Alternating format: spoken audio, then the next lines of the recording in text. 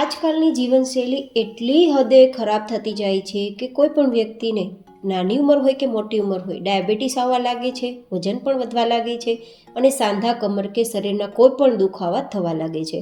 તો આજ ડિમ્પલ્સ ડિસીઝમાં એકદમ તેલ વગર, શાકભાજીના ઉપયોગ વગર, લસણ ડુંગળીના ઉપયોગ વગર મિનિટોમાં સ્વાદિષ્ટ વેરાયટી તૈયાર થશે જે તમને ડાયાબિટીસ, વધતા વજન અને સાંધાના કે શરીરના દુખાવાને દૂર રાખશે. તો સૌથી પહેલાં આપણે આ વેરાયટી સાથે ખાવામાં મજા આવતી ચટણી તૈયાર કરી લઈશું.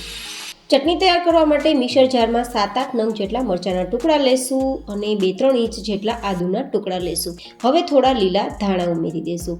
આજે હું જે વેરાયટી બનાવી રહી છું ને તે હેલ્ધી તો બનવાની જ છે પણ સ્વાદિષ્ટ પણ બનશે. મેં એ રીતે વેરાયટી ડિઝાઇન કરી છે કે તમને તેના પોષક તત્વો મળી રહે અને સાથે સ્વાદ પણ મળી રહે, જેથી કોઈ પણ વ્યક્તિ ખાવાની ના પણ ના પાડે અને પોષક તત્વો પણ તેમને મળી રહે. હવે તેમાં 2 ચમચી જેટલું નારિયેળનું છીણ ઉમેરીશું. તમે લીલું નારિયેળ પણ લઈ શકો છો. સાથે સ્વાદિષ્ટ ચટણી તૈયાર કરવા માટે અને વિટામિન અને પોષક તત્વો મળી રહે તે માટે 2 ચમચી જેટલા કાચા મગફળીના દાણા, તમે શેકેલા મગફળીના દાણા પણ લઈ શકો છો. હવે આપણે અહીંયા 2 ચમચી જેટલું દહીં ઉમેરીશું. આયુર્વેદ તો ત્યાં સુધી કહે છે કે દૂધ કરતાં દહીંમાં કેલ્શિયમ વધારે હોય છે. તો જે લોકો દૂધ નથી ખાતા અથવા દૂધ નથી ભાવતું તે લોકો દહીં ખાઈ શકે છે અથવા તો આ રીતે વેરાયટીમાં દહીંનો ઉપયોગ કરીને કેલ્શિયમ મેળવી શકે છે.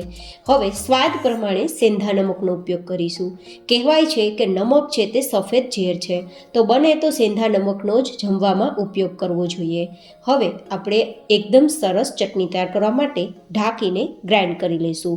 અધકચરી ચટણી જ તૈયાર કરવાની છે તો અધકચરું જ વાટીશું તો તેના પોષક તત્વો પણ મળી જશે અને સ્વાદિષ્ટ પણ લાગશે. તો એકદમ અધકચરી વાટેલી આપણી ચટણી તૈયાર છે તો તેને સાઈડમાં રાખી દેશું. હવે આપણે તૈયાર કરીશું બાજરાની healthy and tasty oil free શાકભાજીના ઉપયોગ વગર ફટાફટ બનતી વેરાયટી. તો જેમના માટે તમે આ રીતે બાજરાને 7-8 કલાક માટે ગરમ પાણીમાં પલાળી અને પલાળ્યા બાદ તેમાંથી પાણી નિતારી મિક્સરમાં ગ્રાઇન્ડ કરી અને આપણે ઇડલી ઢોસાનું બેટર હોય તેવું બેટર પણ તૈયાર કરી શકો છો. અથવા તો તમને એટલો સમય ના હોય તો તમે સીધો ડિરેક્ટલી બાજરાનો લોટ પણ લઈ શકો છો.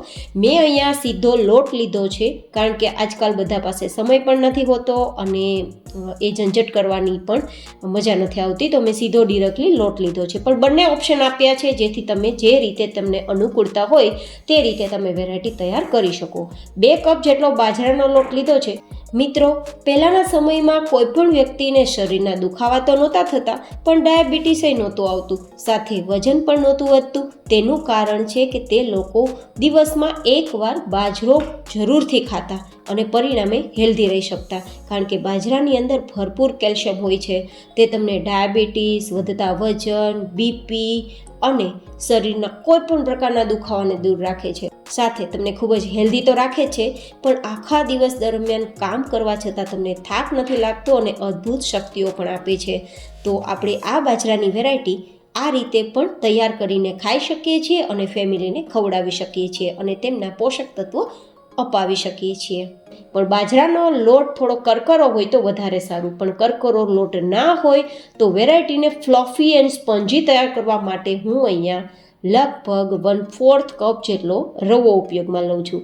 તમે જે વાટકી કે જે કપથી બાજરાનો લોટ લીધો હોય ને તે જ વાટકી કે તે જ કપથી 1/4 ભાગનો રવો ઉપયોગમાં લેવાનો છે. જો બાજરાનો લોટ વધારે અધકચરો હોય તો રવો ઉમેરવાની જરૂર નથી, પણ અધકચરો બાજરાનો લોટ ના હોય તો 4-5 ચમચી જેટલો તમારે રવો ઉમેરવાનો, જેથી વેરાયટી ખૂબ જ સ્વાદિષ્ટ પણ બને. તો આજની વેરાયટી હેલ્ધી તો બનશે, સાથે સાથે ટેસ્ટી પણ બનશે, તે રીતે તૈયાર કરી છે. હવે જે કપથી લોટ લીધો છે તે જ કપથી 1 કપ જેટલું દહીં લેશું.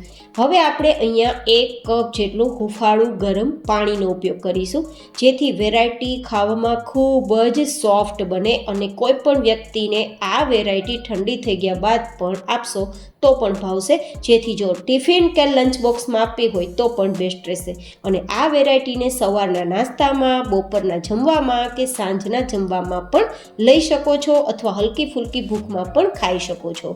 હવે આપણે તેમાં પાણી ઉમેર્યા બાદ મિક્સ કરી દઈશું. આ આપણું મિશ્રણ લમ્સ ફ્રી થવું જોઈએ, ગાંઠા વગરનું બનવું જોઈએ, જેથી આપણે 1 કપ દહીં 1 કપ પાણી ઉમેર્યા બાદ મિક્સ કરીશું અને પછી જરૂર મુજબ આપણે ફરીથી પાણી ઉમેરશું અને ઇડલી અને ઢોસાનું બેટર હોય તેવી કન્સિસ્ટન્સીવાળું તૈયાર કરીશું, પોરિંગ કન્સિસ્ટન્સીવાળું, વધારે પાતળું પણ નહીં, વધારે ઘટ પણ નહીં.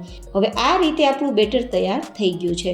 પણ આ બેટરમાં આપણે રવો ઉમેર્યો છે, તો રવાને ફૂલવા માટે થોડો સમય પણ આપવો પડશે. સાઈડમાં રાખી દઈશું.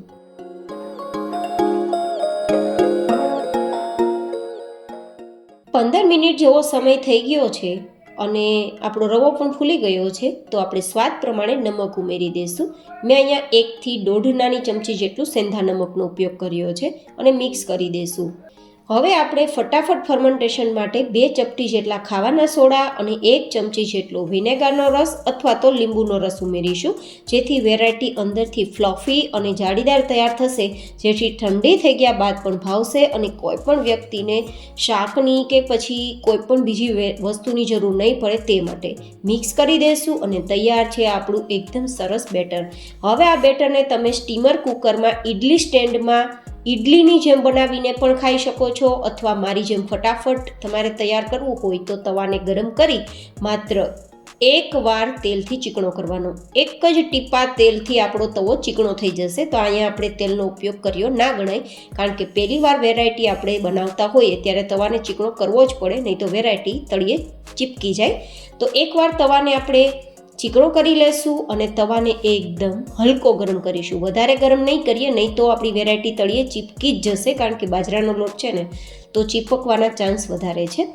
તો ગેસની મીડિયમ ફ્લેમ રાખી તવાને એકદમ હલકો ગરમ કરી પછી 1 ચમચા જેટલું બેટરને પાથરી માત્ર 2 ચક્કર આપણે આ રીતે લગાવી દેવાનું. વધારે પાતળું નથી પાથરવાનું. 2 ચક્કર લાગે પછી તેને ઢાંકીને મીડિયમ ગેસની ફ્લેમ પર ઉપર એકદમ આપણી વેરાયટી ડ્રાય થઈ જાય ત્યાં સુધી કૂક કરીશું. જાતે જ ઉપરથી ડ્રાય થવા લાગશે અને એકદમ જાડી પડવા લાગશે ત્યારે સમજવાનું વેરાયટી તૈયાર થઈ ગઈ છે. કારણ કે ઉપર જો જાડી પડશે ને તે જાડી નીચે સુધી જશે તો બિલકુલ કાચું નહીં રહે. તેમ છતાં બંને સાઈડ આપણે એકવાર ચેક કરી લેવાનું. ઘણીવાર આપણે ઘરમાં કોઈ શાકભાજી ના હોય અથવા જમવામાં શું બનાવવું તેવો પ્રશ્ન હોય ને, તો પણ આ વેરાયટી બનાવી શકાય, જેથી સ્વાદિષ્ટ વેરાયટી ખાઈને પેટ પણ ભરાશે અને પોષક તત્વો ભરપૂર હોવાના કારણે તમે સ્વસ્થ પણ રહી શકશો. તો હવે તમે જુઓ, નીચેની સરફેસ એકદમ બ્રાઉન કલર પર આવી ગઈ છે અને એકદમ જાળીદાર છે, મતલબ આપણી વેરાયટી કૂક થઈ ગઈ છે, કાચી નથી. તો આ રીતે આપણે બધી જ વેરાયટી તૈયાર કરી લઈશું અને તૈયાર થઈ ગયા બાદ હવે આમની સાથે બીજી કોઈ વસ્તુની જરૂર નથી. જો તમારે ઇન્સ્ટન્ટ સાંભાર તૈયાર કરવો હોય તો તમે ઇન્સ્ટન્ટ સાંભાર સાથે સર્વ કરી શકો છો, અથવા આપણે તૈયાર કરેલી ચટણી સાથે સર્વ કરી શકો છો. મેં ઇન્સ્ટન્ટ સાંભારનું પ્રીમિક્સ પડેલું હતું તો ઇન્સ્ટન્ટ સાંભાર તૈયાર કર્યો છે. હા, જો તમારી ઇન્સ્ટન્ટ સાંભાર કઈ રીતે તૈયાર કરવું તેની વેરાયટી બનાવવી હોય અને રેસીપી જોતી હોય તો મને તમે કોમેન્ટ કરજો. હું જરૂરથી એ વેરાયટી તૈયાર કરવાની રેસીપી શેર કરીશ. હવે તમે જુઓ, આ વેરાયટી એકદમ ફ્લફી તૈયાર થઈ છે, જેનું કારણ છે ઉપરની સાઈડ અને નીચેની સાઈડ જાડી તૈયાર થઈ છે અને નીચે એકદમ ગોલ્ડનથી બ્રાઉન કલર આવ્યો છે અને ખાવામાં કેટલી નરમ છે તમે જોઈ શકો છો કે હું જેવી બેન્ડવાળું છું કે ફટાફટ ઉપર ઉઠીને આવે છે, મતલબ સોફ્ટ છે.